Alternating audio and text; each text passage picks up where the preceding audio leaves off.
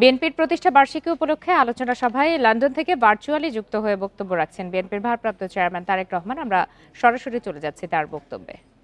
প্রয়োজন রয়েছে অবশ্যই, তবে জনগণের অধিকার চর্চা এবং প্রয়োগের পথে বাধা সৃষ্টি করে কোনো সংস্কারকেই টেকসই করা যাবে না।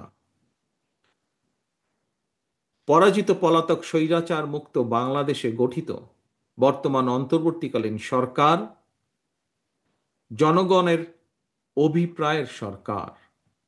তবে এই সরকারের কাছে অবশ্যই একটি দক্ষ এবং জবাবদিহিমূলক রাজনৈতিক সরকারের মতন পারফরম্যান্স আশা করা কোনো যৌক্তিক কারণ আছে বলে আমি মনে করি না। সঙ্গত কারণেই অন্তর্বর্তীকালীন সরকার যত বেশি দিন ক্ষমতায় থাকবে তাদের দুর্বলতাও তত বেশি দৃশ্যমান হতে থাকবে। বিভিন্ন পরিস্থিতি সামাল দেওয়ার ক্ষেত্রে অন্তর্বর্তীকালীন সরকারের দুর্বলতা যত বেশি প্রতীয়মান হবে, জুলাই গণ অভ্যুত্থান বিরোধী অপশক্তি 5ই আগস্ট নিয়ে তত বেশি বিভ্রান্তি সৃষ্টির সুযোগ পাবে।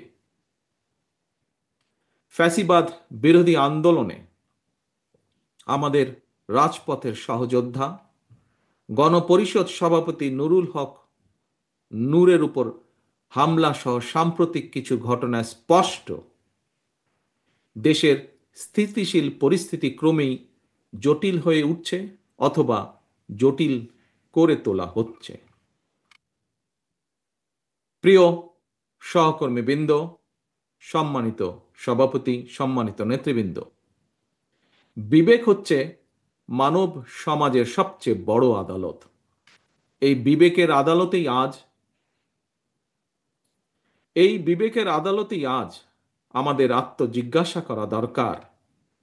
নির্বাচন হতে দেওয়া হবে না, এই ধরনের উচ্চারণ ফ্যাসিবাদ বিরোধী শক্তির ঐক্যকে দুর্বল করবে, নাকি পলাতক ফ্যাসিবাদী অপশক্তির পুনরুত্থানের প্রাসঙ্গিকতা তৈরি করবে?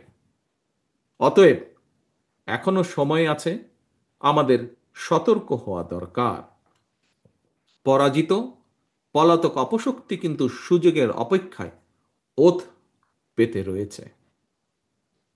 প্রিয় সহকর্মীবৃন্দ, প্রিয় ভাই বোনেরা, পলাতক স্বৈরাচারের মতন বিএনপির বিজয় ঠেকানোর অপরাজনীতির পরিবর্তে আসুন আগে নির্বাচনের মাধ্যমে বাংলাদেশে জনগণের কাছে দায়বদ্ধ সরকার গঠন করি সকলে মিলে।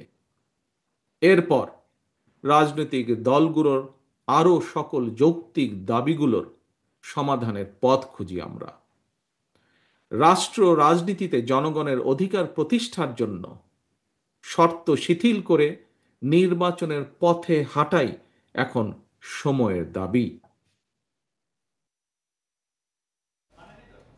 আমরা এতক্ষণ সরাসরি ছিলাম বিএনপির ভারপ্রাপ্ত চেয়ারম্যান তারেক রহমানের ভার্চুয়াল বক্তব্যে।